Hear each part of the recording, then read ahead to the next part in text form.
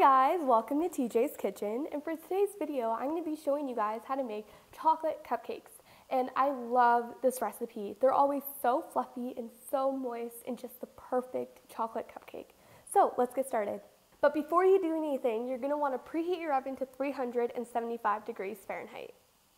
So for your ingredients, you're going to need 1 cup of all-purpose flour, 3/4 teaspoon of baking soda, 1/4 teaspoon of salt, 2 tablespoons of cocoa, 1/4 teaspoon of vanilla, 1 egg, 3/4 cups of sugar, and in the measuring cup, there's 1/3 cup of milk, 1/3 cup of water, and 1/3 cup of vegetable oil.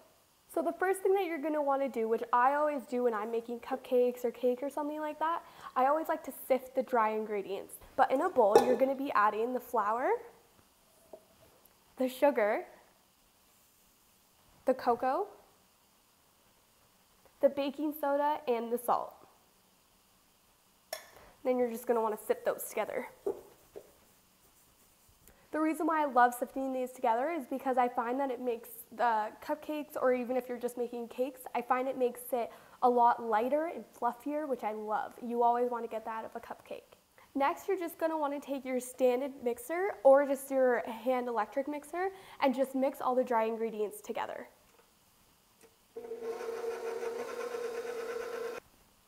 Alright, so when your dry ingredients are all mixed together, what you're going to want to do is just make a little well in the middle of all your dry ingredients. It just looks like a hole. I'll show a little clip of what it's supposed to look like. And in that well, you're going to add your egg, your milk, water, and vegetable oil, and your vanilla. Then you're just going to mix this until it's all incorporated. So when all your ingredients are mixed together, you're going to want to take a muffin pan and also some muffin or cupcake liners. And this recipe makes about a dozen or 12 cupcakes. Alright, so once you've lined your muffin tin with all the little cupcake liners, you're going to want to take a spoon, or you can use a ice cream scoop, and you're just going to want to fill them about halfway, or maybe just a little bit above. Now, if you have stuff stuck to the side like this, I just like to take this little tiny spatula and just scrape down the bowl. Now, when you're done, they're going to look like this, and I try to make them all the same size. There are some a bit smaller, but there's not that big of a difference. Alright, so when you're done with that, you're just going to pop them into the oven for about 15 to 20 minutes, or you can just take a toothpick, just put it into the one that looks the biggest, so then you'll know if it's for sure done. Put it in the center of the cupcake, and if it comes out dry, then they're done. And if you guys would like to see an icing video for frosting or anything like that, I have a buttercream icing video, and I also have a cream cheese icing. So if you want to ice them, make them look better, or give them a better taste, then I'll leave those down below in the description box.